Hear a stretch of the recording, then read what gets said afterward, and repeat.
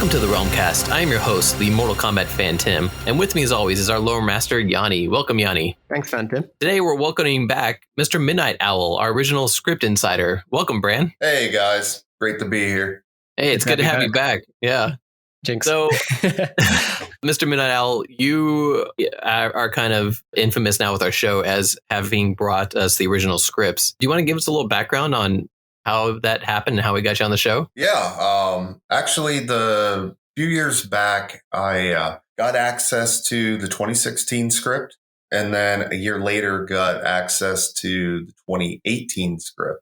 So I was kind of hinting out like little bits and pieces without giving out the actual movie, mostly just kind of giving my own insight and how I felt about it, which by the 2018 draft, I was really positive over. I thought they had come a long way. Greg Russo had come a long way with making the plot work. By then, a lot of my videos and posts and stuff had kind of been deleted as I sort of got out of being a YouTuber and kind of moving more into film production that, you just wanted me to go on record and kind of tell everyone during that like dead space when there was no marketing for the movie. So I felt like I did a good job of giving out little pieces without actually spoiling the movie. And hopefully it hyped everyone up to really enjoy the film itself when it released last month. Yeah, that interview actually hyped me up for the movie itself. I was pretty excited to see what we were going to get out of it just from our discussion because, there were so many rumors floating around and nobody knew exactly what was happening with the movie. So that interview just gave me a chance to kind of say, okay, this could actually work and this could actually turn into a good movie. And now we have the movie out and it's done pretty well from what we've seen so far. Yeah, I would agree.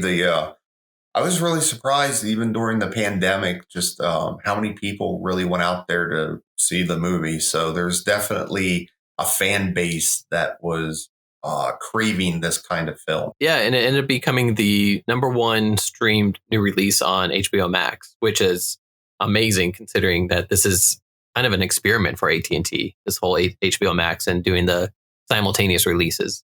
So for Mortal Kombat to beat out Godzilla, Wonder Woman 84, and everything else that's come out so far, looks like Mortal Kombat's on top again. See, I'm not actually surprised by that. I was always confused as to the lack of faith put into the Mortal Kombat series, at least as a film franchise.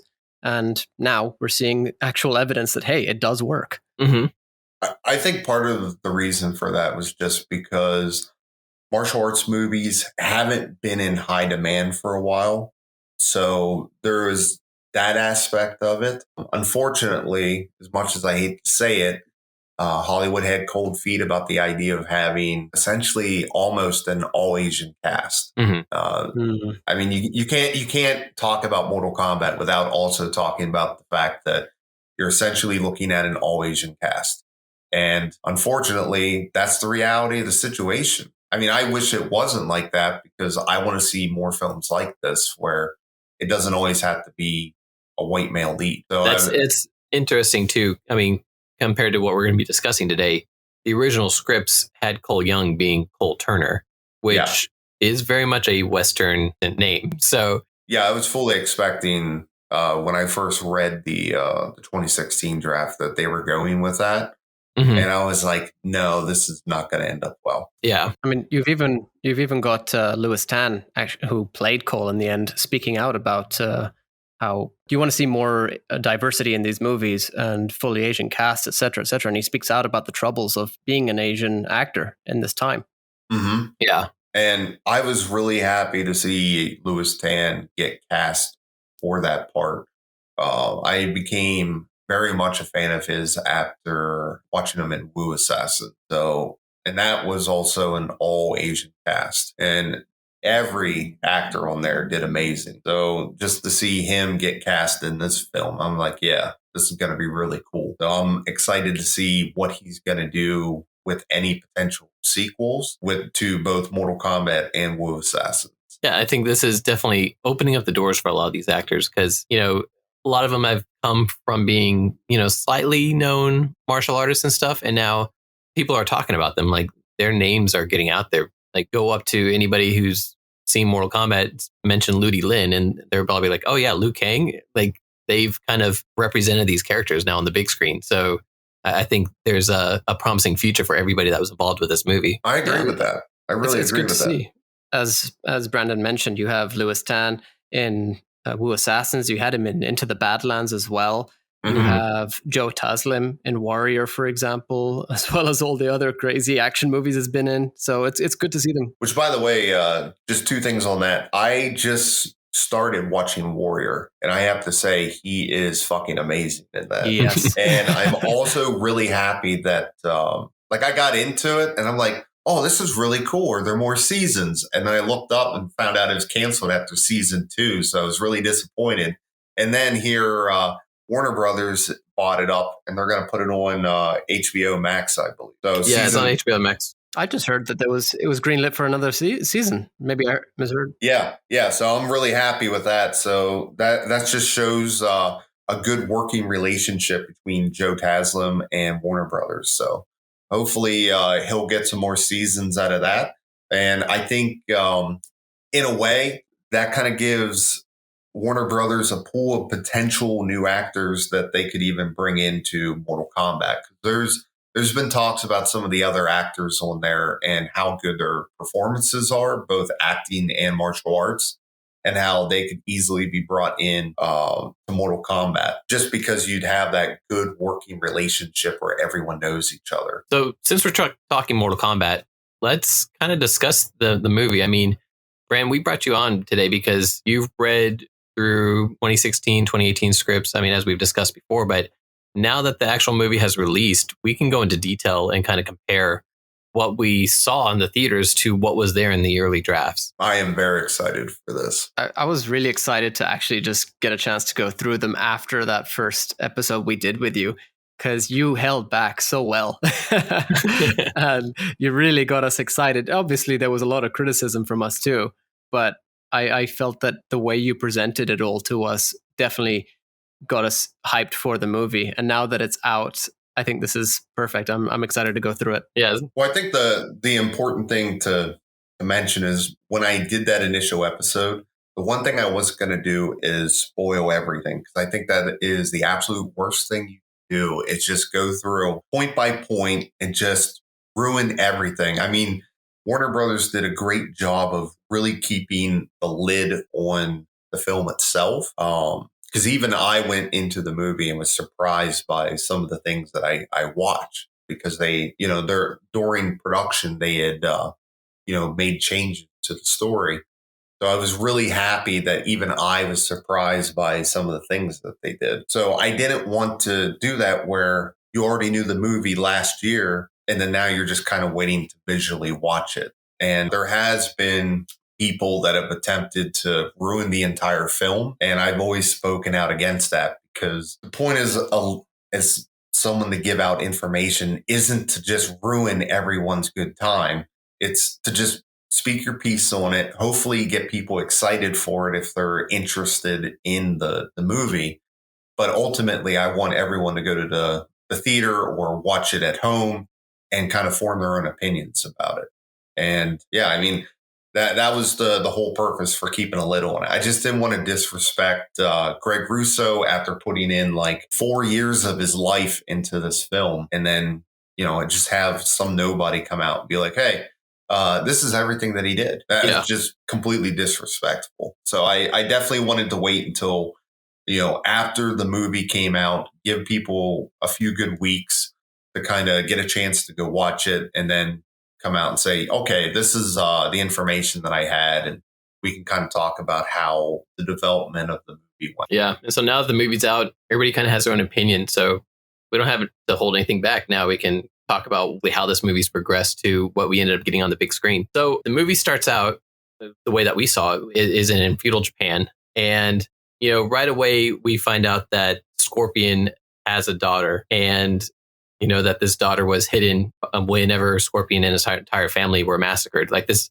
a couple few plot points like this that it sets up. You got the daughter, and then you also see the marking on Scorpion's forearm, which, indicating there's a little bit more going on to these characters, especially because as soon as we see that marking, Scorpion disappears. Was this opening scene, is this something that was in there from the beginning? Because it's kind of iconic at this point. No, they had something completely different. I think the big thing to get across is for whatever reason, Scorpion as a character wasn't originally in the movie. I was surprised by that to an extent, but no, the original opening scene was a gladiator arena in Rome. Which, that's not expected.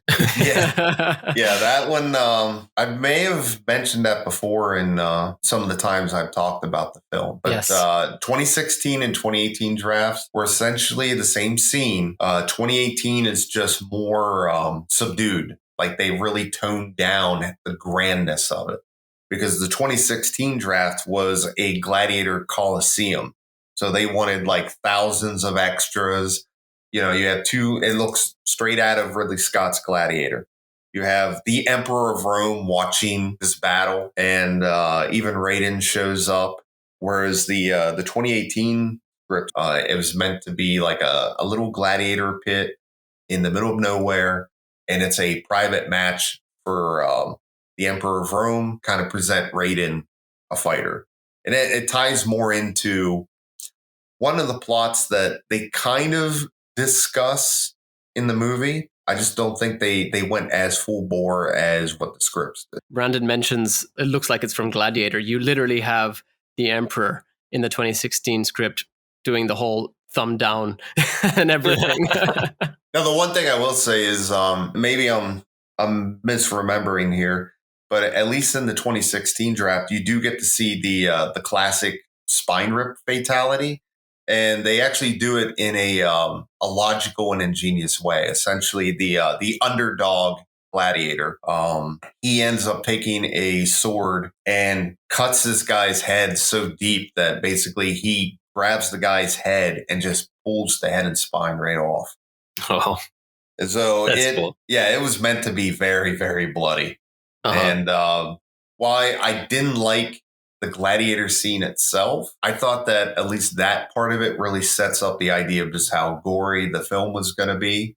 And it at least ties into the overall subplot, or at least backstory of the scripts, which is the idea that many of these cultures in the past that had gladiator games, and you had the samurai, and you had the Spartans, like this idea that Mortal Kombat has actually been going on for thousands of years. And all these warrior cultures were actually set up to try and create fighters for Earthrealm. So by this script's introduction, it sounds like Arcanas were not a big deal at this point. No, the Arcanas themselves they had Arcanas, but the dragon markings were not.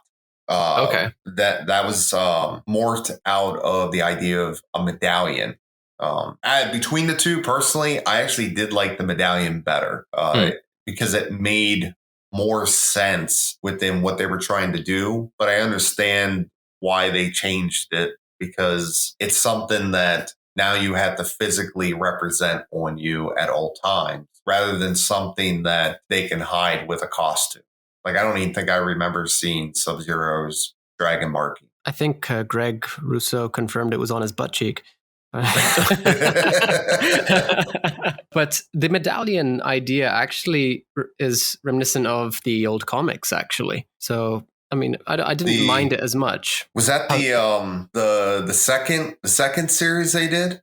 I think so. Oh, you mean Battle Wave Part 2 or something like that? You're talking about the Malibu comics, right? I think so, yeah. Yeah, there's the tournament trade paperback where both sides got to try and scale a mountain to get a amulet. I think that is. I always like that idea. Sounds like something Shao Kahn would do. Oh yeah. like here's these two teams. By the way, Earthrealm, we're gonna give you a couple people that absolutely hate your guts and ain't gonna work well with you. And you're both gonna scale a mountain to get this amulet, and whoever gets the amulet from which side, that side wins. Yeah.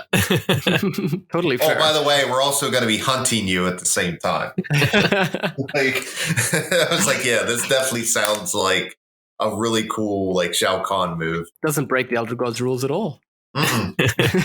After this intro scene, the movie, goes into a brief little introduction. It says Earthrealm was on the verge of catastrophe. Should it lose one more tournament, the savage realm of Outworld will invade. But an ancient prophecy foretells that a new group of champions will be united by the rise of Hanzo Hasashi's blood. I'm just presuming that this is not part of this introduction at all for Mortal Kombat, since we haven't even seen who Hanzo Hasashi is. No. Good guess. No.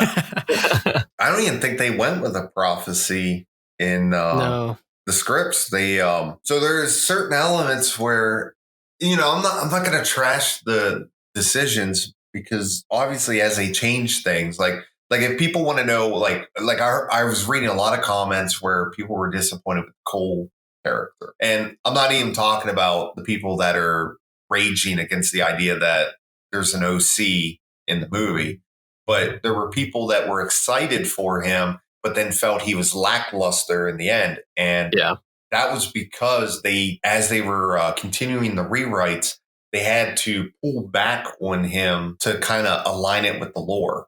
So as we go through this, they're going to see that by the end, like, they really did set him up to be like a major thing. Like there was a complete reason why he was supposed to be included in this, and they took that out. So with Cole Young, I mean, right away, we're introduced to him, and he's got a daughter and he's got a wife who just doesn't like to be around when he's fighting. And if I recall correctly, that wasn't really exactly how this character was formed in the original scripts, was he? No, there's certain elements, but the 2016 is the most different from the movie. The 2018 is closer, but in both versions, he's a boxer. And not a UFC. No. And it all takes place in Philly instead of Chicago, I think the movie was. Mm-hmm. So that's another nod to where Midway was, rather than Philly, which is, I don't know why they did that. But I like the idea that, at least with Chicago, it's closer to some of the formations of the people that made Mortal Kombat. Oh, yeah. It's like a little sub Easter egg in the film. I think even some of the Mortal Kombat 3 backgrounds were supposed to be inspired by some of the places in Chicago. They basically took pictures of some streets in Chicago and some different things. Tabmok actually has a pretty cool video where he goes around and investigates all these different areas that they've had seen, and some of the settings and stuff. They're like, oh, this is the street lamp from this scene in Mortal Kombat 3. That's actually really cool. You'll have to send me the link to that, because I'd love to actually watch that, because I'm a big Mortal Kombat 3 fan. So we'll throw that in the show notes for anybody else who's interested too. But was Cole married in the original scripts? Because I thought I recalled that they were divorced or separated or something like that. Allison was dead in 2016. Oh, wow. They explained that she had passed away from an illness. And 2018, she's alive, but they're separated. The 2016 script, in both of them, I think in 2018, she's a little bit nicer to Cole. There's a couple characters that sort of got cut out from the movie. Like there was the sister-in-law. Oh, I think it's the grandmother, actually. It's Sophia. But Sophia is the other one. Sophia was the really nice one, and then Jessica was in 2016. Wait, so you guys are saying there's like this whole family of Turners or Youngs in the original script? Yeah, well, it wouldn't be the Cole, like the Turner family. This would be like all the in-laws. Like it would be Allison's mother and Allison's sister, because Allison had passed away from an illness. It's the grandmother that has custody of Emily. And they sort of set up Cole to be this down on his luck type fighter. But the only problem that I had with the 2016 version because of that is literally every fucking thing imaginable is going wrong with him. Like he can't win a fight. He doesn't have custody of his daughter. He can't find a job. He's being evicted out of his fucking apartment. And then through the course of the movie, he breaks his fucking arm, gets a titanium plate in, and is told that he can never box again. It's one thing after another. And it got to the point where, usually when you do screenwriting, you do rules of 3. So if you do more than 3 things that are the same, it's overkill. So if you want to show Cole as an underdog, pick 3 things, make sure they're quick, and move on. Not have 5 or 6 different things in order to try and show that this guy is essentially a loser. The movie opens up and it's basically the whole pursuit of happiness summed up into one poor boxer. Yeah, like it was definitely overkill. You do get essentially in both versions, you kind of get more or less the same type of scene, which is Cole is fighting another fighter who's more experienced. I think Ramirez is even the same name that they use throughout the drafts. But yeah, he gets his ass kicked. He's paid like next to nothing. Emily is there being his coach. But the one thing to keep in mind is in the script, she's a little bit younger. I think she's only 8 or 9. So it's kind of like this joke thing that she's his coach in a sense. I found Emily very annoying in the 2016 draft. I found her slightly less annoying in the 2018. And then I thought the actual movie, they did a good job. 2016 draft was like Steven Spielberg levels of annoying child character. I mean, yeah, like as we get into it, you're going to see some stuff which is just like, what? How old is she? Why is she here? Like she's mentioning like the dark web, and she's actually the one that's. I am so fucking glad that they cut that stuff out. I mean, no disrespect to Greg Russo, but I can understand when Todd said that they were having issues finding like the right elements to make it work. Because he did say like, yeah, we did a bunch of drafts because, we wanted to keep working it until we felt it was right. And I think what we saw in the movie was right compared to the script. I mean, I can at least say that much I'm guilty of it too from like my point of view of writing is sometimes you write something and you go, yeah, that just doesn't work. That's how the whole first act was for me. I was like, yeah, there's some really cool ideas in here, but it just doesn't feel right. 2016, there was a really cool scene in the 2016 draft. I was really sad that it didn't make it. And that's after the Cole Turner fight scene.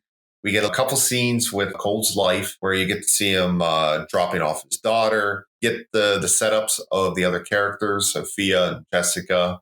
And then he goes home to his apartment building, which is where Jax is waiting for him. Jax in this draft is still closer to the Oren Uziel, I think his name is, the original screenwriter. They still had him as a police officer. Oh, that's interesting because this is also kind of an evolution of Mortal Kombat Rebirth, isn't it? Some of these original scripts. Not necessarily Rebirth. From what I understood, I could have this all wrong because there's a lot of conflicting information and neither Oren or Kevin have ever like clarified anything ever since they left back in 2013, I think it was. But from what I understood, Rebirth was just a concept pitch. And then they did Legacy, which was all the backstories for the characters.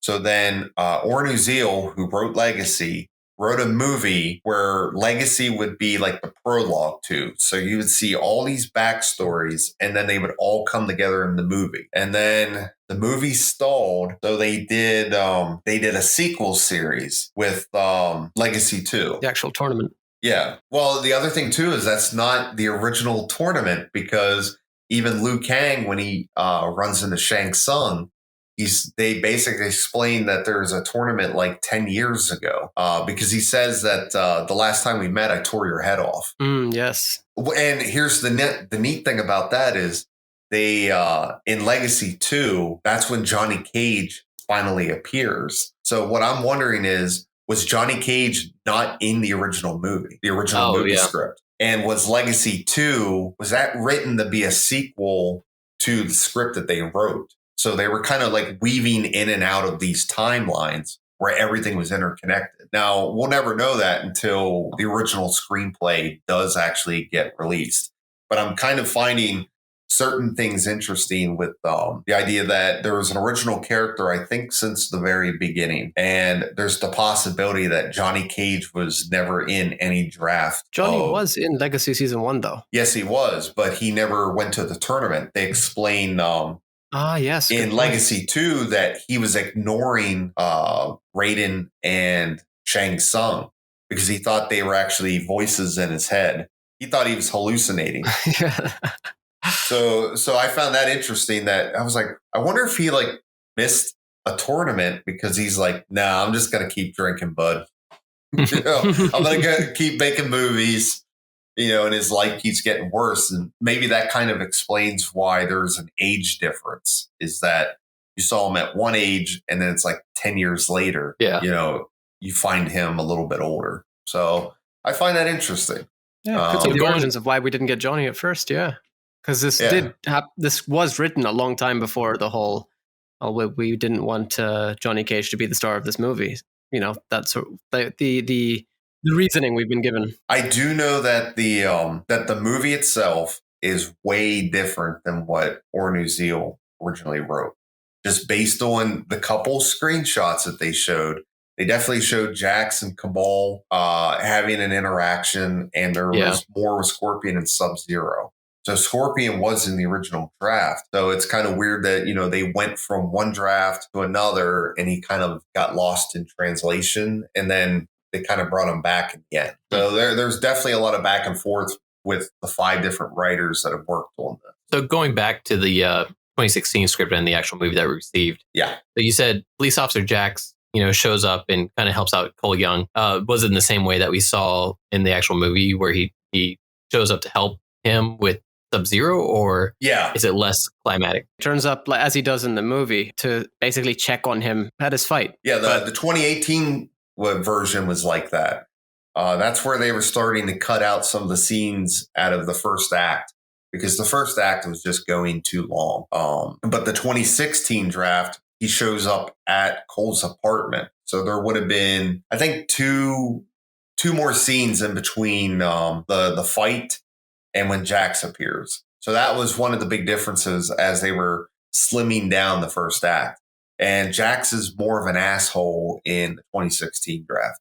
Like, I actually liked him very much in the 2016 draft when he's introduced, because Cole is essentially not wanting to play along with Jax. And like, Jax just sounds like a crazy guy. Like, there's people coming for you. We got to go. And Cole's just asking questions. And I think at one point they explained that like Jax is getting irritated. So he's like cracking his neck, and explained like the dude is just fucking massive.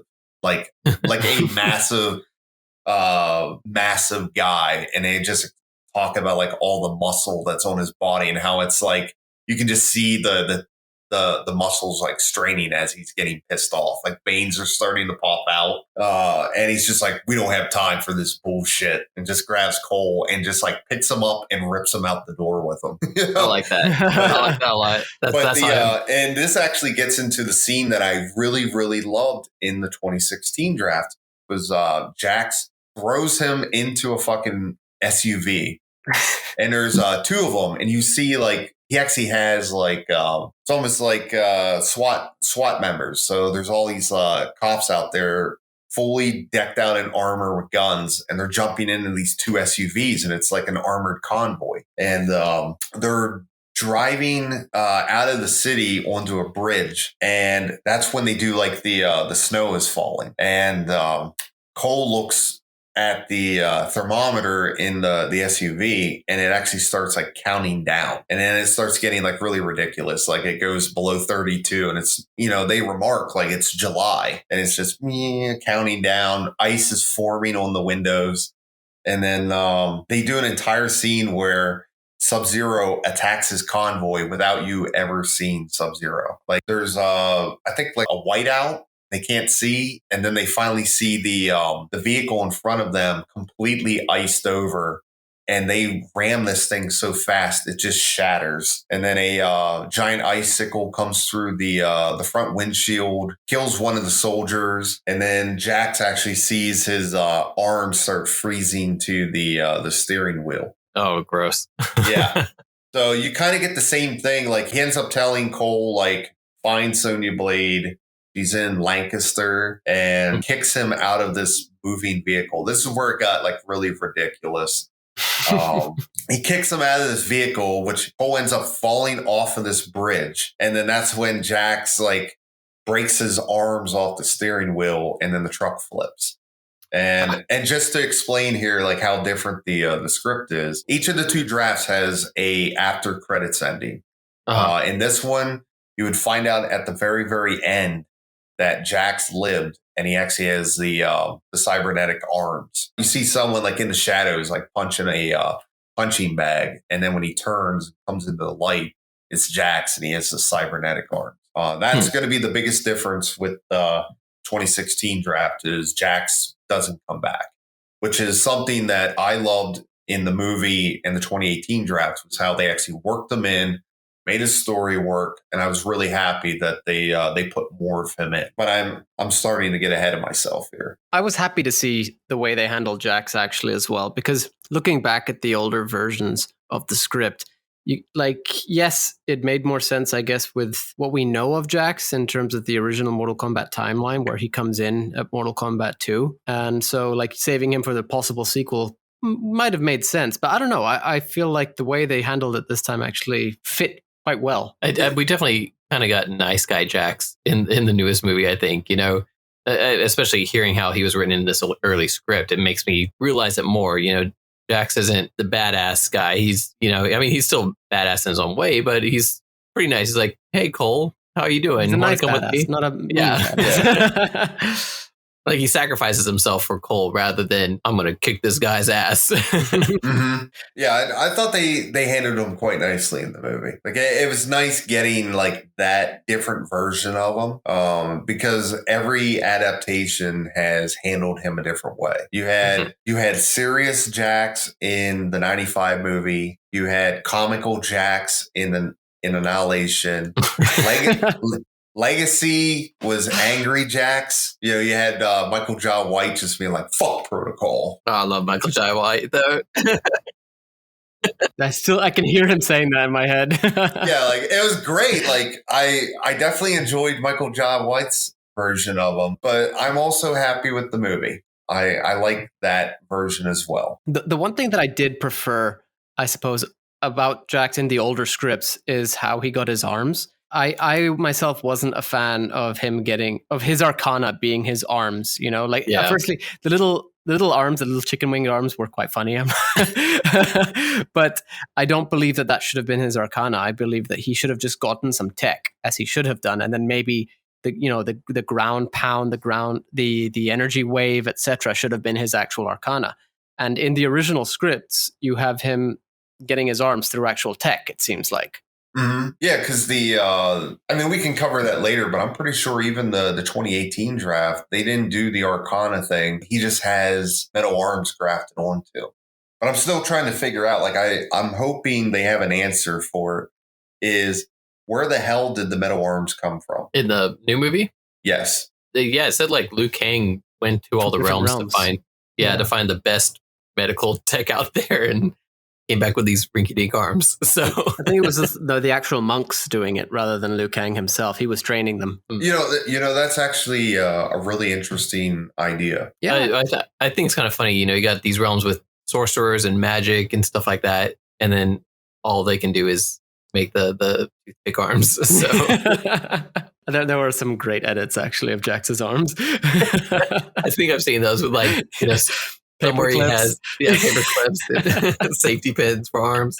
I really find that kind of interesting because now that makes me wonder, is that a better explanation for things that will be coming up later? Like is that where Cabal got his mask at? Is that where the cyber ninjas are going to come from? Are they going to get their technology from another realm? That's an interesting point. And I guess it does help. And this will actually tie in great with the script then too, because there's a couple of changes they did to the lore, which made me kind of wonder if they were doing this to try and make Earth as normal as possible.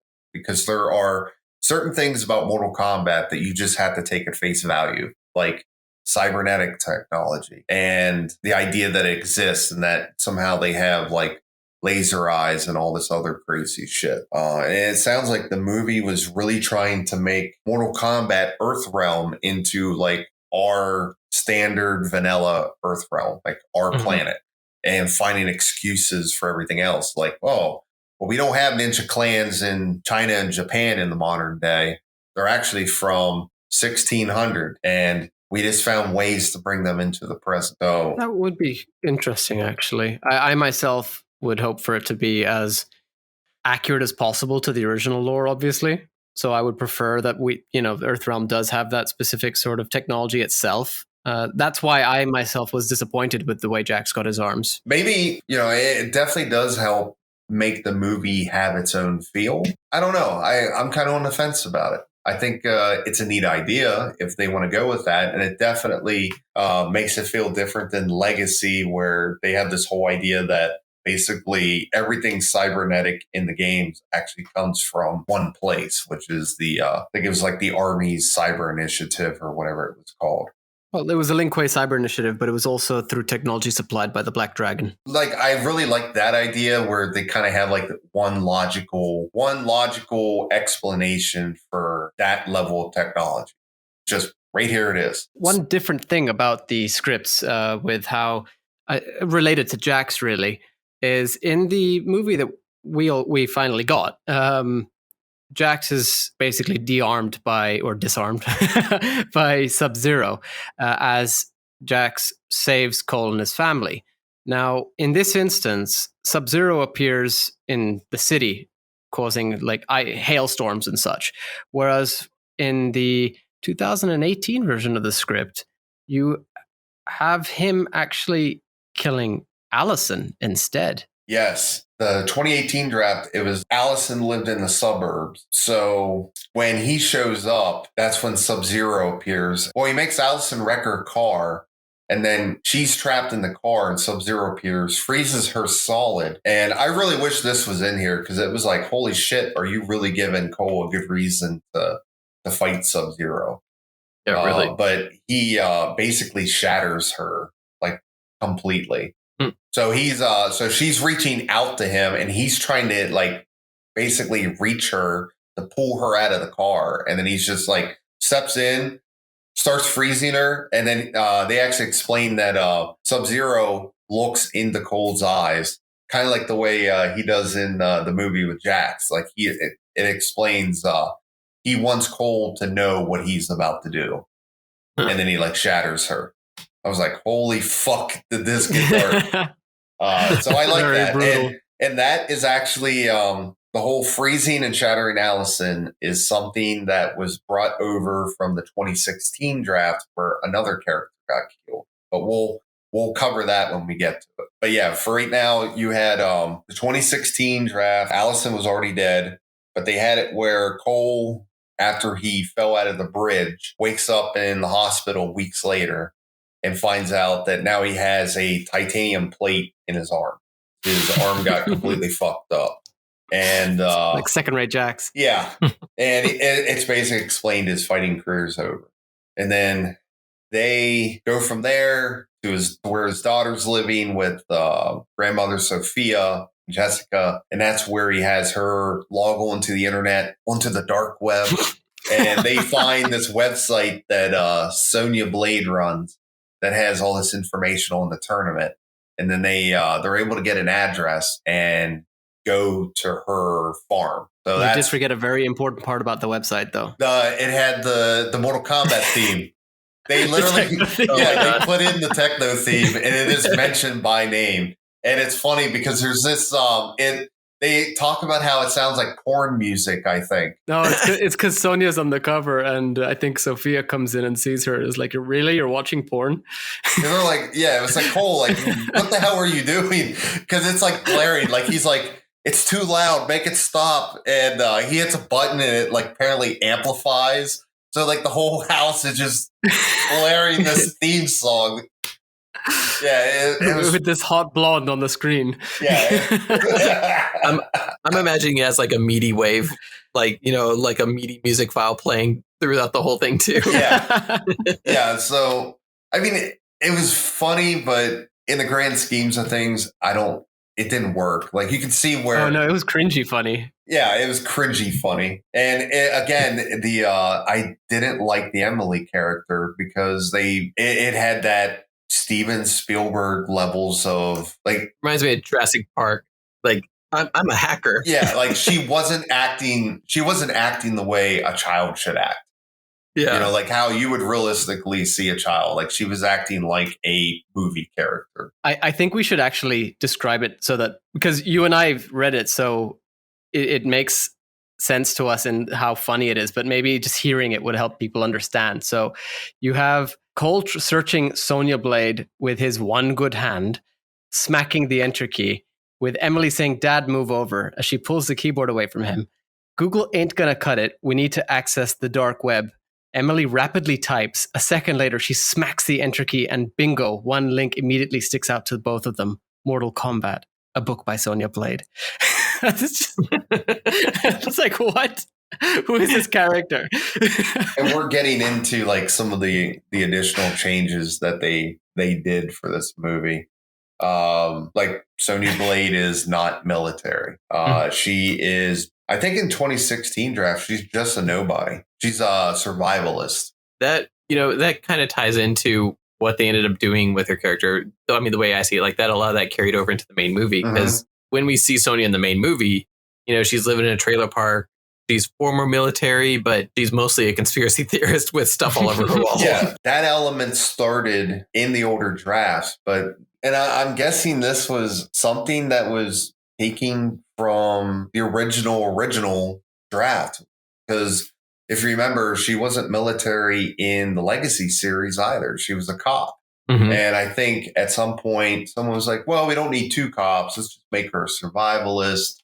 And the 2016 draft, I mean, there's so many bad ideas. And I can imagine, like, honestly, I can imagine Greg Russo coming in, looking at the script and having like a brain aneurysm. Because like he just like his nose starts bleeding when he gets to like Sonya Blade, because this all has to be from before him. Just seeing like what he did with Sonya Blade. Like I felt Sonya Blade in this movie was even better than the 95 movie in terms of respect to the character. Yep, I agree. I don't think Phantom does though. Well, my whole point with I've made this point before to people online is, the 95 movie, she starts out as an asshole throughout the entire movie just to be an asshole. Like there is nothing military about that role. There's nothing serious about that role. She's just an asshole. And then at the Act 3, she turns into a princess character. Like the damsel in distress. Yeah. Like Shanks, and they could have still done this, but she breaks character because Shang Tsung literally puts her arm behind her back and pulls her hair, and she starts screaming like she's helpless. And you're really telling me Sonya Blade would just be like, oh no, someone has me in an arm lock and is pulling my hair. I've never trained for this in my entire life. I'm doomed. Imagine if the 95 movie had done that with Johnny Cage instead. Yeah. Yeah. I mean, they did in Annihilation right at the beginning differently, though. Mm-hmm. Oh, yeah, that's right. That's right. Same thing happens to him, but with Shao Kahn. So on the Mortal Kombat movie, the 2021 version, after we get introduced to Sonya, we find out that she has Kano chained up in her trailer. So is this how Kano is introduced in the earlier scripts also? Not chained up. Yeah, because I remember saying Kano was more of a good guy, like a protagonist along, like to help along the journey. Yeah, I would say he's about the same as what he is in the movie. They just don't have him chained up. Like he still has that kind of. In fact, I would say he's a little bit more antagonistic in the script. Oh, really? Like, he's just more of an asshole. Like he actually attacks Cole in both scripts. It's not Sonya, it's Kano. And I mean, Kano, as you've mentioned before, is still the comic relief of this script, though. Yes. Yes. I think it's in both scripts. The one thing that they only touched upon just slightly, it was the idea that he draws, and they really played that up in the scripts. And there was some funny moments with it that I wish they had kept, because it does play into some of the scenes his later. Character. Yeah, like it made him really interesting, I thought. And I was like, okay, that's a really cool detail that he's, demented and likes to draw his victims and stuff. And that was the big thing is he loves to draw, but he also loves to draw like all the people he kills. And I think he even explains that in his book. Like he doesn't make a joke like, oh, it's for a Kano comic book. He literally explains that he just loves to draw, and he has an entire sketchbook of everyone that he's killed. Oh my gosh. Correct me if I'm wrong, Yanni, but I almost feel like during that scene where Cole asks about like you really draw like that book's really filled with all the drawings of your victims. He's like, oh no, this is the third volume. You're like, I don't remember that. I feel like there is a line in one of the drafts where somehow he alludes to the idea that this isn't the only book. Like he's done it before. Like there's like other completed volumes, but I must have missed that. Maybe I'm just making it up. It sounds like something that would be said, but one thing that I do like about Kano, though, with the whole Cole, Sonya, and Kano sort of interaction, is as Sonya's filling in Cole in the 2016 script, she pulls up a monitor which has different names on the screen of past and now deceased or missing combatants who had a medallion. And on this list are a few names. Now, one name who I guess won't really make much of a difference for the Mortal Kombat universe is Ryu Hoshi. But you have Li Mei, deceased from China. You have Nightwolf, deceased, 37, but his name is Chief Robert for some reason. I was going to say they gave him his first name as being Robert. I was like, Yeah, what? But one thing that's interesting as well is you have Curtis Stryker, unknown, before Kano explains that actually no, he's dead. I that's where I got my medallion from. He's like he's at the landfill in Rio. Yeah. Oh my gosh. So, poor Stryker. But you can see where they took that idea where they had like lists of names and shit, and how that got turned into the billboard of all these different items, photographs. Way better. Yeah, I thought the way they did in the movie was so much better. That was a really cool idea where you really got to know your Mortal Kombat lore to pick up on every little thing. Sorry, correct me if I'm wrong this time. Isn't it explained in one version of the scripts that Kano went searching for Sonya because he saw that she had a medallion or something? No, because she doesn't have a medallion at all. Sorry, no, but not the medallion. Sorry, the website. Maybe. Now you're getting me guessing. And it's so weird to like go back through these scripts and try and remember which draft is which. I think in the 2016 draft, he was hired because they don't talk about the Black Dragon in this. They don't talk about really. They don't have any organizations in the screenplays. Like even Sub-Zero isn't even connected to the Lin Kuei, which is why before I'd said about. The first time I came on the show, I said, yeah, it's not in here, but it doesn't really take away from it. But I'm really glad that they did add it back in. Yeah, I can't remember if it's in here or not. I guess they do kind of allude to it because it says here after they fight Reptile, he said, I wasn't expecting this shit to be real. I only showed up because I thought there'd be fighting, or I was told there'd be fighting. And well, I got a thing for blondes. How were the jokes in these earlier scripts compared to what we ended up getting? I mean, because Kano, he became the standout star of the movie in his own way because everybody loved the way that the jokes were written. Did it have that same kind of humor to it in the earlier drafts? Yeah. There was actually a lot more joking and banter between Cole, Kano, and Sonya. In fact, I thought that was what really made it stand out was just how interesting the dialogue was between the three. So with them, I wouldn't say that the movie was better or worse. I'd say it's different. The movie does have some really good lines in it. So in that sense, I'd say the movie ended up being better. I think Josh Larson did an amazing job with his improv. Mm-hmm. It's just there's so many changes between the drafts that a lot of the stuff couldn't be kept anyway. The biggest stuff that I wish was done differently would be the dinner scene. I enjoyed the dinner scene better in I forget if the 2016 or 2018 draft, but I actually enjoyed the banter better between that. Mostly because in the scripts, Kung Lao is mute, so Liu Kang tends to speak for him, but Kung Lao ends up using sign language. Oh, interesting. But yeah, a lot of the banter was there from the beginning. I'd say that Larson did a much better job ad-libbing a lot of the lines, like the Kano, the whole killing reptile segment. Kano wins, and you fucking beauty. That was shit that he added in. Like it wasn't as interesting. It was that there.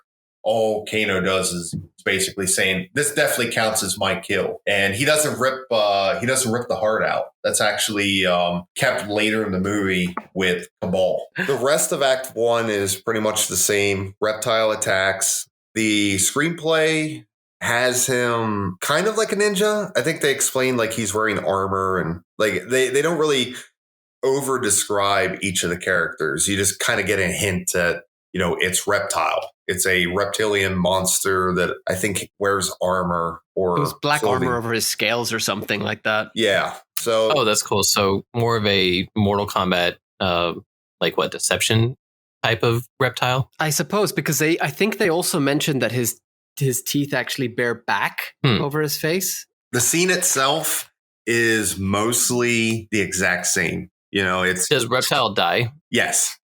Okay. And another thing I'm curious about, did they refer to him as by name as they did in the movie? No. Yes, Melina says, not by Sizoth. Melina straight up says to Hooded Man, Reptile is defeated. Oh, okay. Okay. So it could be any at that point. I would say Reptile is specifically known as Reptile in the Mortal Kombat universe. I don't think that a Saurian being called Reptile could be any Saurian, in my opinion, not within this series. If they say the Reptile, I would get that. But if it's Reptile, then it's, I don't know.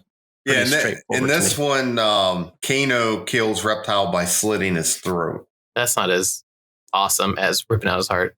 It says here, in the 2016 draft, it says it blinks off its invisibility to reveal Reptile, a two-legged creature comprised of reptilian DNA, black scaled skin under dark green armor, two yellow eyes above a retractable mouth filled with razor-sharp teeth, a demon born in the depths of hell, followed by Kano saying, "What the fuck?"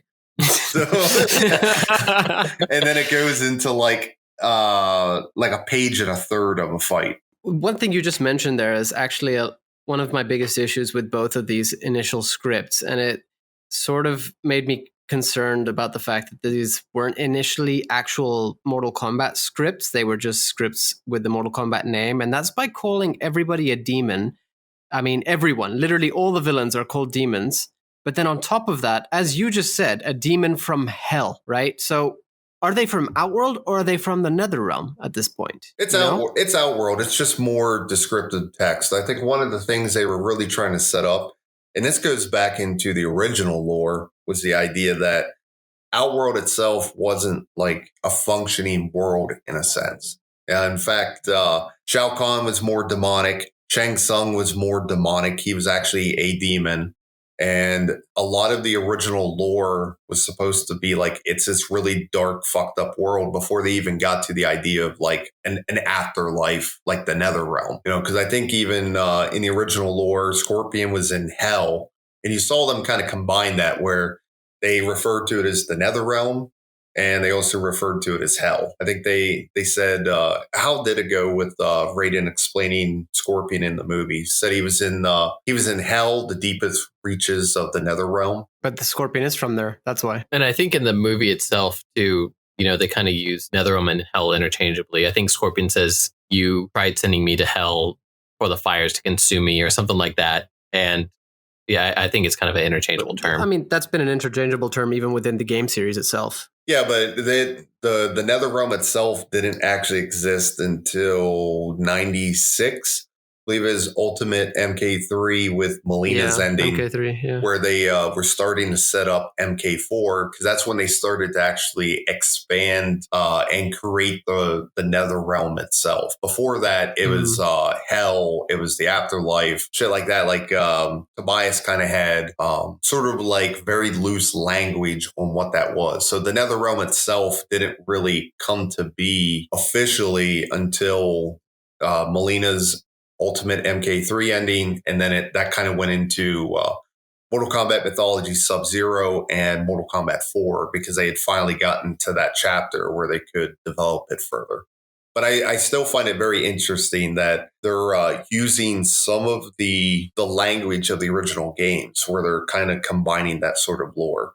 Because even the Jeff Roven Mortal Kombat novel, the original novel, not the adaptation of the 95 movie, they refer to everything as demons. So there is kind of like that original lore where it was possibly like everyone from Outworld was a demon, didn't really have humans or anyone that was specifically humanoid in a sense. But I mean, that's it's just a little pet peeve basically I had with the way they handled the characters. I'm not saying that it's right or wrong, but definitely with how much lore there is now, you know, to go back to that, it's definitely setting itself up to kind of only go a certain way with how you're looking at the lore. But you can definitely tell that the scripts and definitely the movie itself, they really want to be its own thing.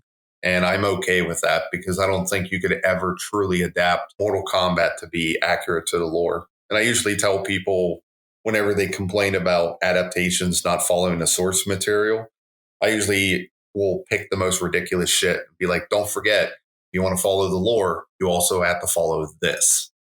Because you can't pick and choose. If you're complaining that something is not following the lore, you must also follow this most ridiculous aspect of the lore. So that means you will have to get Sue Hao at some point. You will have to get... I'm down for it. Oh, yeah. I want to see Sue Hao get absolute justice. I don't think the way he was described in the games, like how he was introduced, it didn't work for me.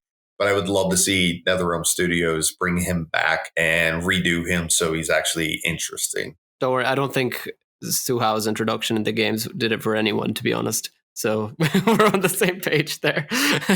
But then after they kill Reptile, you more or less get the same thing across all the scripts. Kano basically knows where Raiden's temple is, and they go there by cargo plane. And it's always the same thing. Like, Kano has contacts. And that's basically the ending of Act 1 in the movie is, you know, they jump on the cargo plane and head to Raiden's temple. But the interesting part, you mentioned this a little bit on our script leaking episode, is I'm assuming what comes next from the cargo plane as they're parachuting out. Yeah, is that yes. Yeah, go ahead. That's the scene with Rain. Now, the big difference is they don't airdrop into China during the day or evening, I think it was. It's done at night, and it's starting to storm out. So when they parachute down to China, it's like pitch black out, and then that's when Rain's attacking them. And it's honestly a really cool fight scene. I like the fight scene. I did not like the fact that it essentially happens like 5 pages after the reptile fight. So it's like 5 minutes later, you get yet another fight. I think Todd was right that it uses too many similar elements. And while Todd didn't cover it, I feel like it was also cut out of there because structurally with the pacing, it didn't work. Like it was starting to feel like Mortal Kombat Annihilation, where you're getting a fight scene like every couple minutes. So, and I'm presuming Rain probably dies because that seems to be what happens to every character in Mortal Kombat. I mean, the one thing that Mortal Kombat has over other games is the fact that you can literally kill off anyone and they can come back at any point. In fact, pretty much everyone has fucking died. Yeah, pretty much. Although with Rain's apparent death in this, I mean, it's not even straight up said. It's just said that he lands. And I mean, if Rain is apparently lightning teleporting into the air, you're going to assume that he's going to make it to the ground at some point, right? But I don't know. I have a lot more problems with this scene than Brandon, for sure. Rain's my favorite character. And this is one of those parts where I would argue lore is not being handled properly. This is not Rain. This is just an attempt at throwing in a character with the name of somebody from the Mortal Kombat series. I mean, firstly, the fight itself, I agree with you. The pacing, very weird. It's immediately after the reptile fight. Secondly, the way the fight is just carried out in the air and everything is very unnecessary and weird and doesn't work in my opinion. But thirdly, I think it's weird and unnecessary in the sense of what you would think of as Mortal Kombat. But in terms of visually trying to do a martial arts fight scene while everyone is free falling through the air, I like that concept of it because it does feel different. It doesn't, that would have been something where it's like, well, we haven't really seen that in a movie before. I will say that we've seen plenty of like action scenes where people are free falling. Like there's Eraser and Shoot 'em Up, and probably even in one of the Iron Man movies, I think had that. But in terms of a martial arts fight, and especially for something that's Mortal Kombat, we haven't seen that before. So I think that would have been the only cool part of it, is how they were handling this fight scene where essentially you're free falling. I like that. But I agree that the character itself didn't follow lore. It didn't work with the pacing. So I am glad that they cut it. And it definitely feels like it's a holdover from one of the previous drafts. Like everything in this, I mean, it states that this is a revised screenplay by Greg Russo. It doesn't state that he actually wrote the screenplay. So we're dealing with a lot of shit that he was handed. Yeah, and said, trying to change it all. Yeah, so it's the 2018 draft where you see where it's screenplay by Greg Russo, and the elements actually work better because he was able to start over in a sense. But you can tell like there were certain demands, like you have to keep this story, you have to keep the Cole character, you have to keep all these different story beats.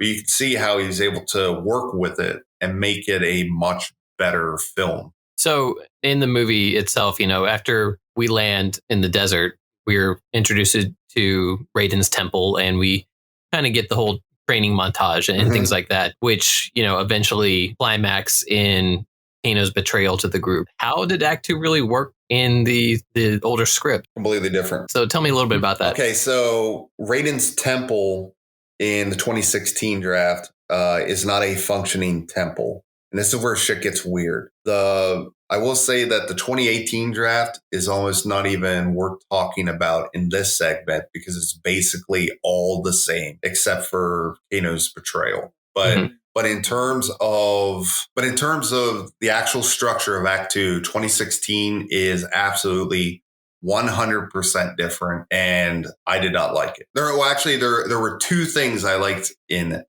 Essentially, once they airdrop, they get lost. You have the Kano Sonya fight over the GPS. Then a young kid shows up and explains that he can take them to Raiden's temple.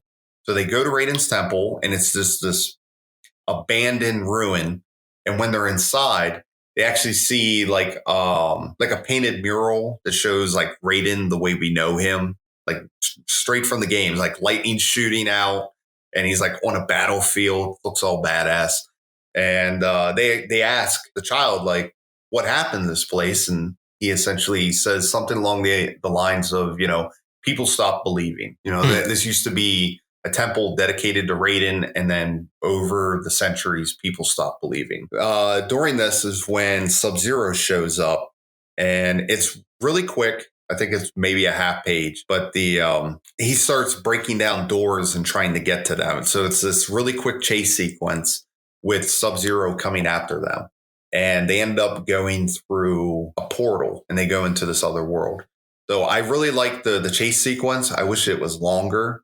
I do not like what comes afterwards, which is they go into the city that's sort of like the center of the universe. So they have all these doorways that line the city. And once you come in one, you can't go back out unless it's like a certain time of day. I think they explain it's kind of like a clock face where everything has to line up. Otherwise, you could go to possibly anywhere in the universe. So they go to this city and it's a marketplace. And this is, it's kind of cringy. Imagine like all the cool Easter eggs that were throughout the movie, but they're like here as merchandise. Like there's a merchant selling replicas of Katana's fans. There's a reptile selling tea, and you get like really cringy reaction lines from it. But this is the scene I talked about the first time I came on, where Kano essentially saying, "I'm gonna go get drunk," and he goes into a bar and ends up getting into a massive fight with a bunch of Turcotte. Really cool fight. That would have been a cool scene to see. Love the fight. Love the banter. Actually, I need to correct myself on that because I couldn't remember the lines from it. And I really love the dialogue between Kano and the Turcottans, because this is where they name drop different shit. Like the Turcottan tells Kano that he serves under General Baraka, but where is it at? Kano stands in the middle of a crowded bar. He's leaning across the black marble counter, shouting at the very hairy, four-armed bartender. Says, "I said whiskey. Whiskey. What the hell language do you speak? Wookiee?" And then he gets shoved out of the way. He says, "Hey, I was here first." Kano shoves the figure back hard. It turns to face him. A Turcottan. Think Baraka. Wrinkly white skin, beady red eyes, and a gaping maw filled with razor-sharp teeth. And the Turcottan says, "You dare shove Lord Fazul? I served under the great General Baraka himself. Apologize." And Kano says, "The only one here who should be apologizing is you with that butt-ugly face of yours. Jesus Christ, would your mother have sex with a mole rat or something?" So they keep, what is it? "How dare you insult me, human?" And he says, "Oh, I'll do more than that." And then decks him across the face. Once Cole and Sonya, having watched the whole thing, you think he could even go 5 minutes without starting a fight? So Kano, the entire market disperses at once, creating a wide swath of space around Kano and the pissed off Turcottan Lord. Of course, one Turcottan would have been easy for Kano, but these fuckers rarely travel alone. Another 10 practically identical looking Turcottans instantly surround Kano. And then with the unified shachink, they extend their 4-foot embedded arm blades, the signature weapon of the race. Kano's face drops. He spins towards Cole and Sonya. "Help me, you assholes!" Cole and Sonya just stare back at him. "Did he say do nothing?" Sonya says, "Uh-huh," sipping her tea. Peppermint. And then it just kind of goes into him fighting all these Turcottans. And then they join in. And then this is when Kung Lao and Liu Kang show up. Okay, that sounds pretty good. I mean, I like the introduction. The whole Liu Kang walking through the desert and replacing the little boy, that's a pretty cool scene. But, this kind of establishes your three base characters a little bit more. Yeah. The problem with this scene, in my opinion, is the fact that you have other apparent Mortal Kombat races all running around in this weird sort of nonsense market area. You have an apparent four-armed hairy species, which I've literally never seen a hairy Shokan, unless you're going to count Kintaro, and that's what they were trying to get at. You know what I mean?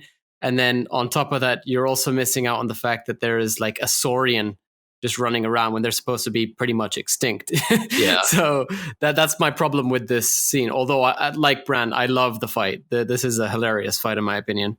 It actually reminds me a lot of Mortal Kombat Conquest, like the whole market areas that every episode was based off of. Yeah, I would say it felt like a combination of that mixed with the early drafts of the 1995 movie, or you could even say the tournament scene in the pilot episode of Conquest, where they had kind of humanoids, but they always had like one thing different about each of them. If you remember those, where they showed the crowd, and they actually did try and mix in like non-humans. It kind of had like a weird like Star Trek, Star Wars vibe.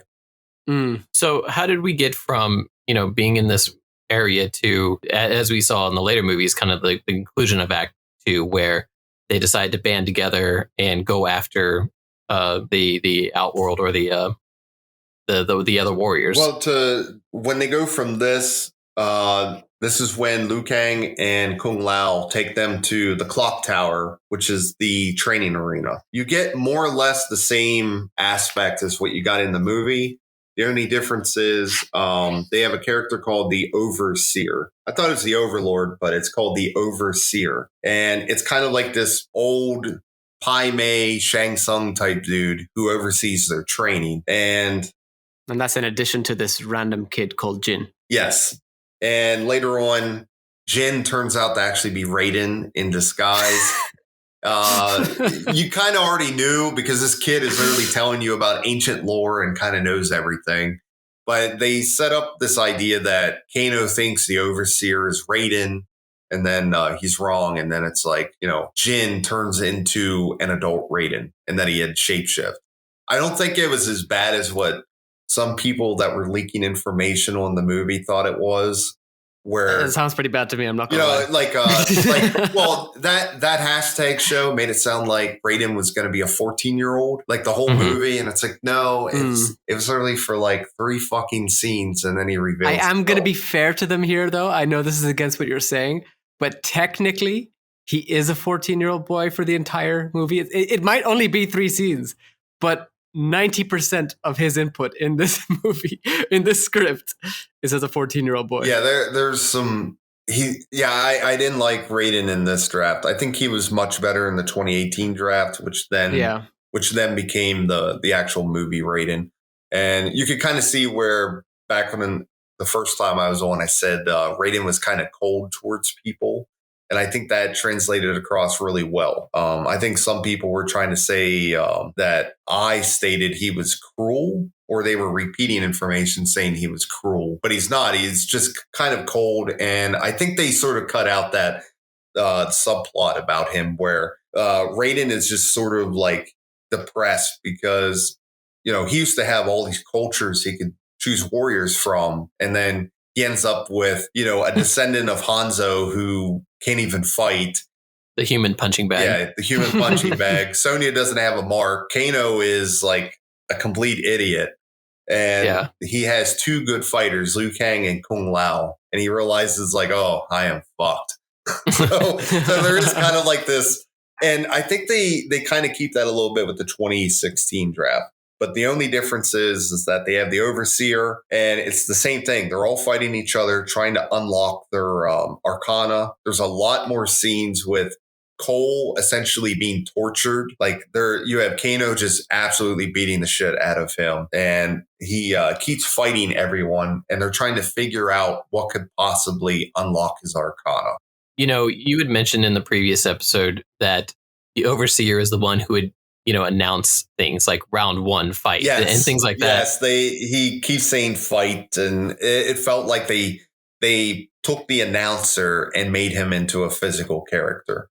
It's funny because we have a lot of our listeners to our bite-size episodes lately kind of commenting how they didn't like the fact that that Kung Lao had said fatality or flawless victory. And I mean, the question is, would you have rather had the Overseer making those announcements, or would you rather have had Oh God, no! I didn't like him. The best way to compare the two, in my opinion, is: would you have rather the Overseer with Kung Lao being mute, or would you rather Kung Lao saying it himself? Well, he does do flawless victory in this, but in sign language. Yeah, in sign language, and they have like the subtitles below it. I thought it was funny, that he's like signing flawless victory. Like, it almost reminds me of Diary of the Dead with George Romero's movie, where the deaf mute Amish guy shows up and kills all these zombies, and he has a little chalkboard, and he's like writing his name out to introduce himself. Like it's like so out there that you have to like take a step back and go, "What? Did I just see that?" But no, everything about this, it's different, but it follows the same ideas. So Cole's trying to unlock his arcana.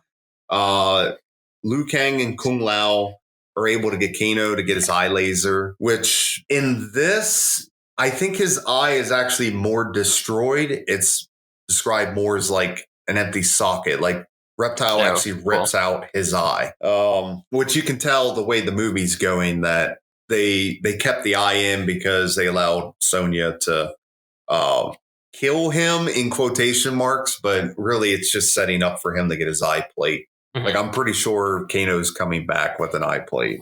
So Yeah, I don't that's think where anyone needs to. Yeah. No one needs to worry about it. Liu Kang even has a very similar backstory. Cole ends up leaving because he can't unlock his Arcana, and then it kind of. Oh, so it's very similar. Oh yeah, what we saw. Yep. The only difference is, that he goes back to the suburbs, and that's when he gets attacked by Goro. So you have like Goro in the suburbs, I believe. Oh, instead of the barnyard. Yeah, there's a lot more ambitious and ridiculous fight arenas in this. Like they're That reminds me of Malibu Comics again when Goro shows up in the Earth realm. Yeah, it's pretty much that. Like the final battles fought in like the suburbs, like right in a neighborhood. Like it gets with ridiculous. McDonald's and product placement and yeah, you could tell that like people were not really thinking hard about this. I think the only arena they really show is like they talk about the clock tower. The other big change with this, as we're getting in Act 3, is that this actually is the tournament. It's a like a battle royale type scenario, not an actual tournament. So that was kind of weird and cringy. So I'm presuming, I mean, this act doesn't end with Kano's betrayal, you had said. Correct. What happens? So Kano's still a good guy at the end of this part of the movie? Yes. He's just an asshole like he was throughout the entire script. He just continues being an asshole. So what happens is Goro shows up. I believe it is. Yeah, it's in the suburbs. Raiden still doesn't reveal himself yet. He comes as Jin. So Yanni was right. It's later on that he becomes like the full-fledged Raiden. Literally pretty much the final like scenes of the movie, almost just with a couple of fights. He just like reveals his entire full power, and it was like, But yeah, you're right. He does mostly stay as like a 14-year-old Raiden. But it is interesting that they use Jin, considering Raiden's other name is Raijin. Oh yeah, that is interesting. I'm kind of wondering if maybe now that I'm thinking about it, I wonder if they use that as a nod to that. But anyway, Jin and Cole kind of have this entire monologue where it's the all hope is lost moment. I think if you really look no screenwriting, you know that this basically follows the hero's journey. So you could literally line this up with Star Wars, The Matrix, even the first Mortal Kombat movie, and a lot of other people that have imitated that structure. So this is the all hope is lost moment, where he's basically giving up. And then Goro. Yeah, Goro does attack, but not right away, I believe. It's the that's when the marketplace and the clock tower are attacked by all of the Outworld fighters. Because Shang Tsung basically says, I know it's early, but we're just gonna start now. You know, like he just doesn't care. But that's where you get Cabal, you get Natara. Draman is a character that was cut out, but Draman was originally one of the fighters, and Rico. And one important thing to note here is that Rico is described as having white glowing eyes. Yes. In this variation. Yes, so he is. Going into Act 3, do we see Kung Lao die? Yes, he dies differently in the 2016 draft. He dies exactly the same in the 2018 draft, where Shang Tsung steals his soul. The areas are different. Like they had a lot more of the fighting arenas from the game, but I'm assuming what happened was budget and time kept them from fully enforcing them. But the 2016 draft does not have any fighting arenas. It's all the Louvre. It's a swamp, the Scottish Highlands, the suburbs. Like it's a lot of like really weird locations where it sounds like somebody wanted a vacation. Yeah, I said about that the first episode. I'm like, when you read this, you're going to be like, Jesus Christ, someone really wanted to go on vacation. But yeah, it's a lot of the same stuff that you saw from the movie, just out of order. So, for example, the 2016 has the most changes. So I believe it's Liu Kang. Liu Kang kills Reiko. Cabal is killed by Kano, and then the Kano's death is the same between both drafts, just different. Sorry, this is all happening in Act 3 now, or is this still part of Act 2? This is all Act 3. Like it goes immediately right after Cole has his all hope is lost moment. It goes straight into like making things even worse. Like now Outworld is attacking all the fighters and they're all over the place. And Cole is still like back at home, like oblivious. Crying that he can't do anything. At least in the 2016 version of the script, hasn't he made it back at this point? No. Is he not in the marketplace with everyone? Wait a second. Doesn't Kano fight? It's Kano and Kano Cole. and Cole fight together. Yeah, against, they fight Cabal. They fight Cabal. That's right. Yes. You are right. I apologize. That's just making sure that we get it accurate. It's been a while. Like you told me to call you out. I'm doing it. Yes, I do want you to. I want you to make sure that I'm not missing shit. Like I mentioned before we came on air, started recording, that it's confusing. It gets confusing to try and keep track of everything that's in these drafts and then compare it to the movie. Yeah. Because there's a lot of similarities, but then there's so many differences. The one fight that I thought was really cool was the clock tower fight, which I assume the clock tower was based around the bell tower. I believe in one of the versions of that, it actually did have a clock face. I think it was the original version, or was it one of the later games added a clock face in the background? When you said it, that's how I imagined it, like just from the name of it. But regardless, that's what I got was. It was kind of like the bell tower. So it's like, speaking of the arenas, they had some really weird ones, like the Louvre, a swamp. But from this that's where you can kind of see with the 2018 draft where they started adding in the other arenas. Like even in the movie when Liu Kang fights Cabal, in the script that was originally described as the living forest, and they even fully described the fact that there were trees with like haunting looking faces in them. Like that was in the 2018 draft.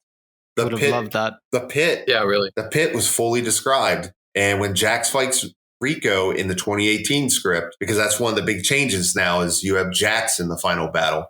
They have a full fight on the bridge. And when Jax crushes his head, his body goes over the side and gets impaled on the spikes. So I know should have been in the final version. And I'm wondering, what a waste of the pit. And again, I'm wondering if it was just a matter of time or budget. Maybe it does exist and they just cut it out for time. We don't know. We'll know eventually if they ever do an extended cut of this. We'll be able to find out more. But it sounds like, I hope so. It sounds like some things were cut for time. Sounds like they may not have filmed everything due to the budget. I mean, the 2018 drafts has a additional scene with Goro in it earlier in the film, which they obviously didn't film because Shang Tsung in the movie addresses Goro like he's meeting him for the first time, which is in Act 3, whereas this would have been in the second act, and it was a warrior going up against Goro to get the dragon mark on their side. So it showed like they had their own elimination matches to find the best warriors. And of course, Shang explains to the warrior that Goro has won like 998 matches. So the warrior goes like I think he goes into like a cave or something. And then you just hear a lot of pummeling. You hear like a scream, some tearing, and then like the whole upper half of the warrior is thrown out of this cave. It just sounds like something Goro needed. Yeah. But at the same time, it still makes him just into the monster rather than like. And unfortunately, that's something that even the games have kind of embraced over the years. I think of like Shaolin Monks, where even that whole intro, he's just a monster. Like You think Goro's a jobber? Is that what you're saying? I think even the games have reduced him to being a jobber. I think they have in the reboot era. I do agree. It's unfortunate because I always saw Goro as like a really complex character. And I think he could be even more complex when you really try and delve into the Shokin society. But again, when you're looking at a 150-minute movie, you're not going to get that. There's no way to. I mean, even in the 95 movie, they had to make cuts on the characters just to give you all the scenes with Shang Tsung and Goro. I mean, that's one reason why you didn't have any backstory with all three ninjas. And you just got like little morsels of like Sonya barely had any character development. Liu Kang had the most because he's the main character. Katana was a background character. So there's so many like cuts that they had to do to the story, to what we know of it, just to really make everything fit within that, 110 minutes. So anyway. One big change that I'm not sure if we mentioned exactly what happens with Kung Lao. Brandon, you mentioned that Kung Lao dies the same way in the 2018 version of the script, but did you mention that in the 2016 it is actually Sub-Zero who I did not yet. shatters him? Yes, and that's where the Allison fatality in the 2018 draft comes from. They salvaged it from that scene. Now, prior to this, I will say that Kung Lao kills Natara. It's more or less the same kind of fight, though I think it's more described where she's attacking him from the shadows inside the clock tower, and he actually throws his hat in the ground and it starts spinning, and he's listening for her. And the way I got it, let me see. Yeah. So it is the way I mentioned it before. He essentially does like his throw move, like from the original games. It says Natara bursts out of the smoke without opening his eyes. Kung Lao jumps and grabs her by the shoulders, slamming her straight down into the whirling hat. Blood sprays as the hat severs through the better part of her face. But you essentially had the same kill throughout all the drafts into the movie. So that's one that stayed the same.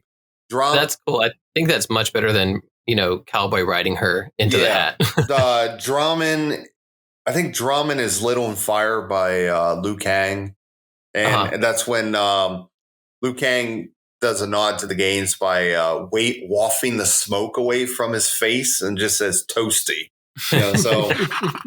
But yeah, after this, they have like another horrifying moment where Sub-Zero shows up, freezes Kung Lao solid, and then makes him explode.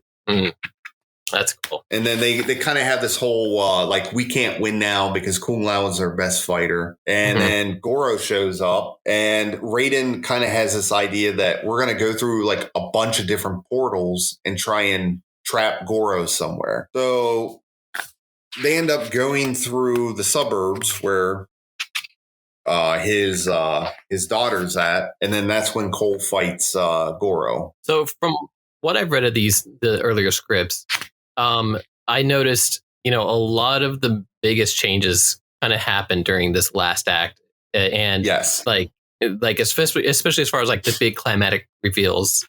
Oh yeah, and this is where like the big reveal comes. And it is the reveal that Cole has armor to be a human punching bag. No. Plot armor? No. I will say this much. I did not like the reveal in the 2016 draft. I did like it in the 2018, even though it's not to lore and it might piss some people off. But I think in terms of Cole's character, it absolutely worked. So anyway, Goro goes to basically rip Emily apart, and Cole was screaming that, I'm the one you want, not her. Then suddenly, right as he throws his fist down, a razor sharp silver kunai spearhead juts through his rib cage, and then they go wide. So I assume it's similar to the movie, like they kind of pull off to the side, and you see that the spear has come from Cole, and it's coming out of his wrist. In fact, the way they say it's like a synthetic cable that connects directly into Cole's forearm. So what I'm thinking is, think Spider-Man. Well, no, I'm thinking it's more connected to that titanium plate that they put in his arm. Like somehow that morphed into the kunai and the that cable. Never even clicked. Yeah, I didn't think about that. It's described the same way, like it's a silver like plate holding his arm together inside. And I'm thinking like. His weakness becoming a strength, just like in the 21 version. And then, of course, oh my gosh, I'm dying. This is horrible. It says, Cole grips the attached cable, screams with fury. Get over here. Rips Goro's heart from his body. But yeah, it explains here. It says that Emily stares in awe at the hero standing before her. No longer Cole Turner, Scorpion. So I read that and was like, what the fuck? But wait. How old was Emily in this version of the script again? I think she was 8 or 9. All right, what does she say next? Holy shit. So no, and again, I'm not trying to trying to mock Greg Russo here because I don't think all this was actually his. And, but this, how it was written didn't work for me. But this is like the end of it. He gets his special powers within like the very climax. So Goro is saved for the end of the movie. He kills Goro, and then Melina and Sub-Zero show up, and you get basically this giant battle. Cops show up, and then like Raiden and Shang Tsung kind of cordon off the area with magical energy so that no one can interfere with the final battle. And it's this mass brawl, and you essentially get you get Cole Turner as Scorpion fighting Sub-Zero in the final match. And it's a lot of the same shit. Like Cole Turner ends up breathing fire on Sub-Zero and killing him. Sonya kills Melina, same way. And the one thing Sonya gets the Arcana differently in this. Yes. In this, I guess we did skip that over. Melina kills Kano in the original scripts. She throws a sai through his back, and it like takes his heart out. So he lets a lot of hearts in this. Yeah, in this That's Mortal Kombat. So he doesn't die though. He actually tells Sonya to kill him so that she can get the medallion because it'll officially be hers.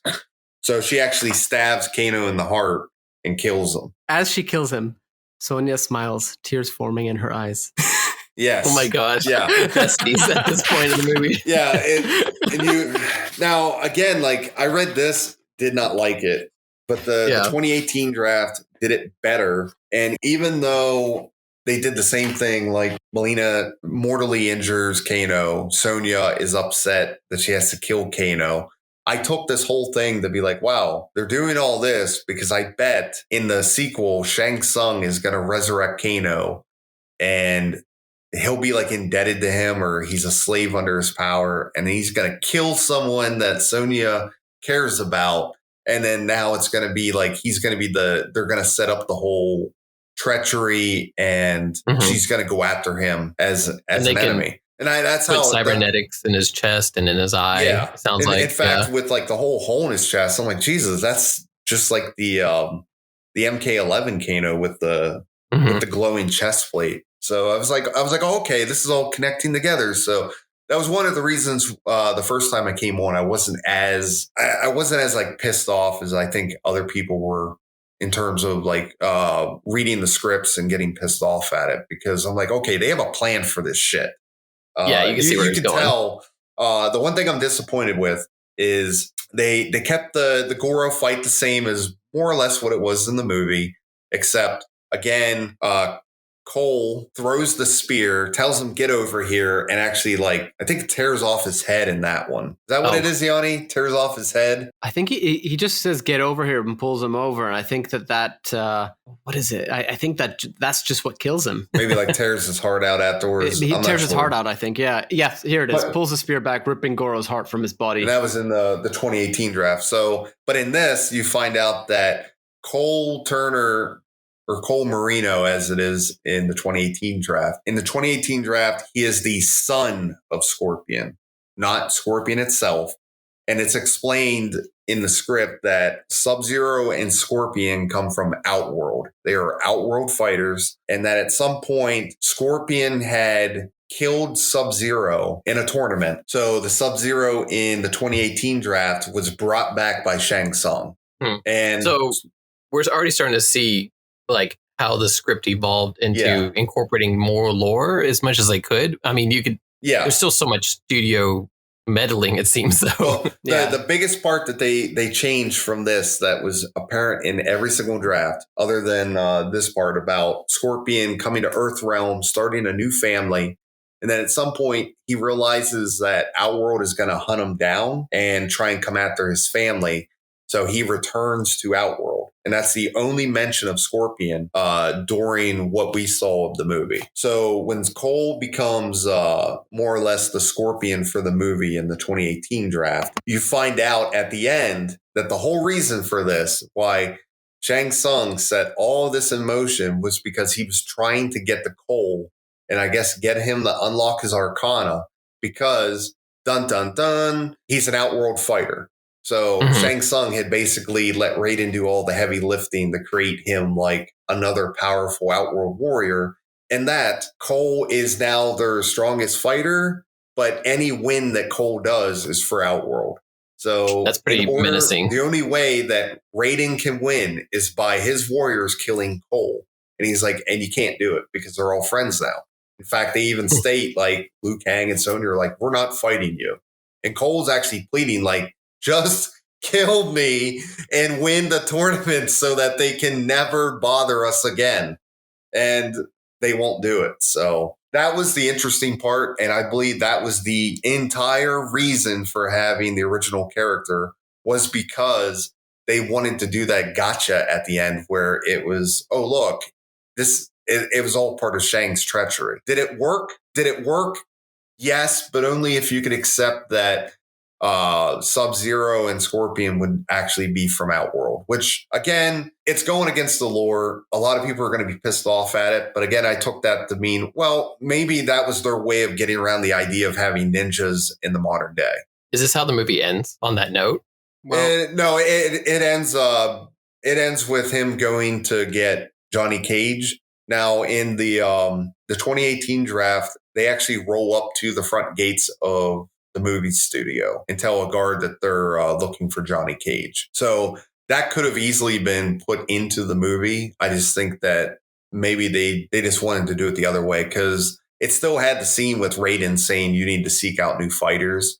But the only difference is instead of Cole Young talking to the bookie about going to Hollywood, it was him and Emily in a car driving up to the studio gates. And then there was a after credit scene in the 2018 draft where Shang Tsung is talking to someone and hands this person a medallion and basically says, your son has joined sides with Earthrealm. Deal with him. And then you see Scorpion come out of the shadows and put on the medallion. So to me, I liked that aspect of it in the terms that the way I thought they were trying to go is like the second movie being Empire Strikes Back, where you would have Cole Young, who is your Luke Skywalker, eventually having to face, this version of Darth Vader, which is Scorpion. And they would have to, have that confrontation. So to me, I'm like, oh, okay, that's cool. This is, this movie is A New Hope. The next one will be Empire Strikes Back, where, you start to see more characters get killed. Shit's getting worse. And then the third movie would be possibly Cole getting his father, Scorpion, to come over to the good side and they defeat the Emperor, that kind of stuff. The problem with this is that they've literally just shot themselves in the foot with this kind of script as they straight up said that Cole cannot represent Earthrealm. So if that's the case, what is Cole's role? To assemble champions and then to kill his father? Because then he can't exactly do anything for Earthrealm. He can't fight Mortal Kombat. He can't fight in the tournament, but the way the 2016 and 2018 drafts were is they just fought in the tournament. So to me, because they're kind of on a hiatus, and they kind of did the same thing in the movie too, where even though it wasn't the tournament like how it is in the scripts, there is this period of time now that they have until the actual tournament begins. But I think for this, they were originally thinking, well, maybe we just never do the tournament. Maybe the next movie, shit gets even more fucked up. And, now it's just like the games where now no tournament can ever decide Earthrealm and it's open season, and that's why you have so many issues. It's not that, they're based on the game lore after Mortal Kombat 2. Because of how fucked up the rules got, there can never be another tournament. That's the way I always took it. Or maybe that's just Threshold's adaptation of the lore coming in where everything gets fucked up. No more tournaments ever. And everything is just fucked. So that's how I think they were going to do the sequels based on like the 2016 draft. Now, I do like the way Russo's going to be handling it, where the next movie is supposed to be the tournament itself. And it makes more sense the way Russo did it, but it was at the expense of Cole Young's character arc. So now, I'm not saying that Greg Russo doesn't know what to do with the character. I think he just has to try harder now. And I'm sure he has ideas because, I can sit here and have my own ideas for how to do Cole Young. But I think now he's going to have to essentially start from scratch and actually rebuild a new character arc for this character, because he's already set everything up with Cole being the descendant of Scorpion. He's already met his ancestor, and his purpose is done now. If you think about it, his whole purpose in this film, in the film that we actually got, was to unlock Scorpion to free him so that Scorpion could kill Sub-Zero, because no other warrior could kill Sub-Zero. Or even just to unite. I mean, from the intro we saw, just unite the Earthrealm warriors. Mm-hmm. And that's what he did, kind of. Yeah, more or less, like he kind of sets things in motion. Yeah. To get them to where they needed to be by the end of the movie. But now he's essentially, he served his purpose. Now, I don't want to see him disappear, though, because I hate that kind of retcon bullshit where they did it after the first Hellboy movie, where they had an original character. And then I guess no one liked that original character. So they just said in the second movie, oh, he left.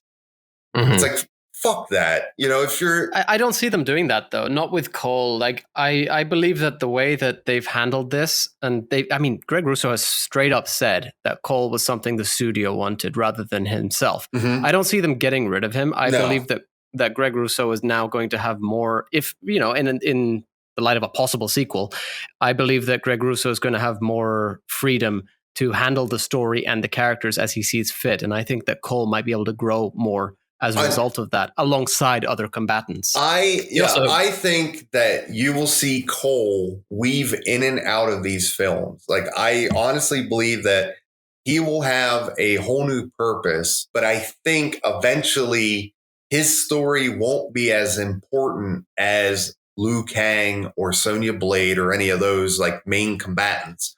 But I do foresee him, at least the way I would do it, is to eventually get him to split off, and then you can do things like him essentially restart the Shirai Ryu under Scorpion's guidance, like that kind of shit that you had in the newer games where the Shirai Ryu come back.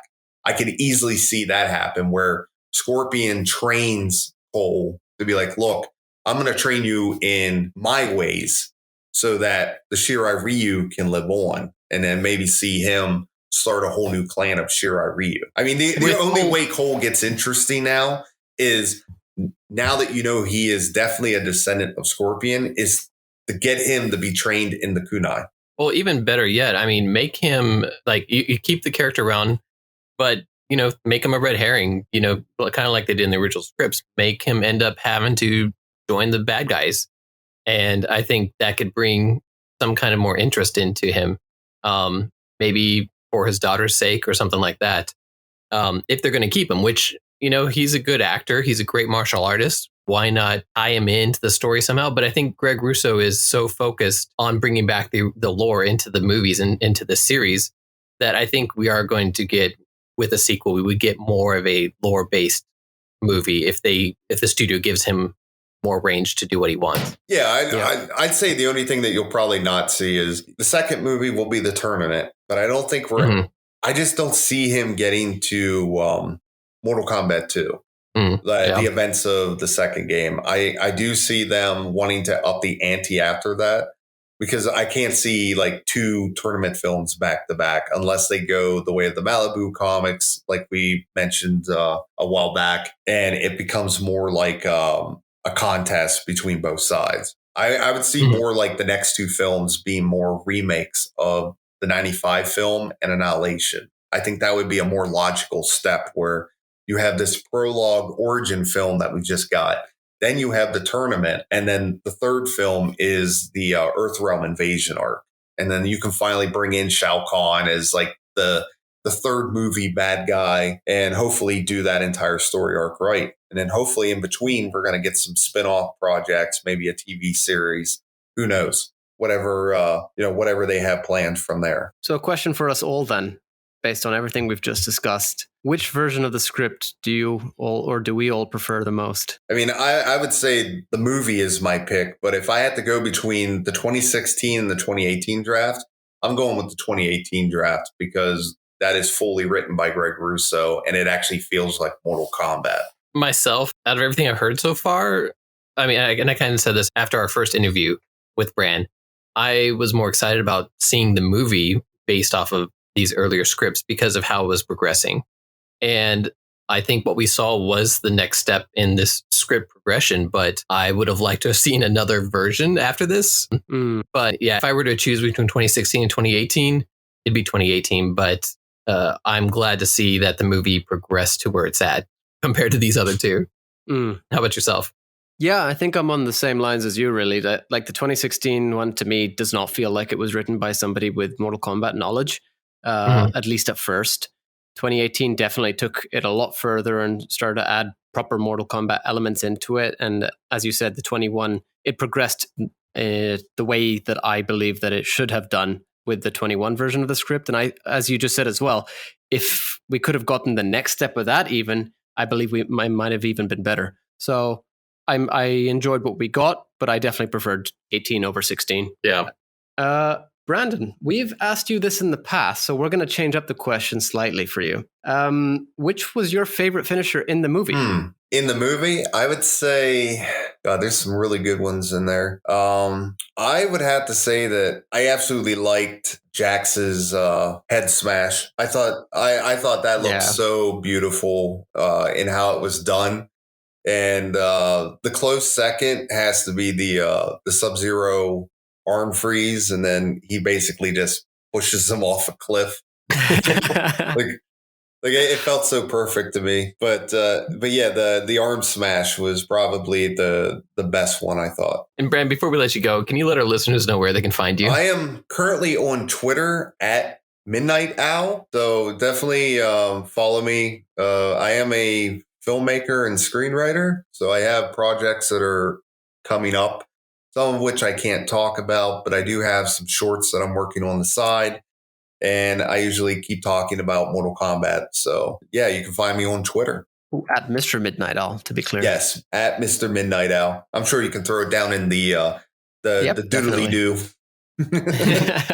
We'd like to thank all of our listeners for stopping by the Realm Kast today. Thanks very much, Brandon, for joining us on this episode again. It really was a pleasure to have you on, like, in the past and now here again with us, and we're hoping to have you again soon. Yes, I would love to be back, and thank you again for having me on again. You can find Yanni and myself, Phantom, on the Mortal Kombat group on Facebook, as well as Yanni on the Mortal Kombat meme realm. Special thanks to Uppercut Editions, who are creating the Mortal Kombat Kompendium, for their continued support. You can follow them at Encyclopedia MK on Twitter and the Mortal Kombat Encyclopedia Project on Facebook. You can catch up on all episodes of the Realm Kast on YouTube, Facebook, iTunes, and Spotify. And you can also find our bite-sized episodes on YouTube. Thank you, everybody. Join us again. Thank you.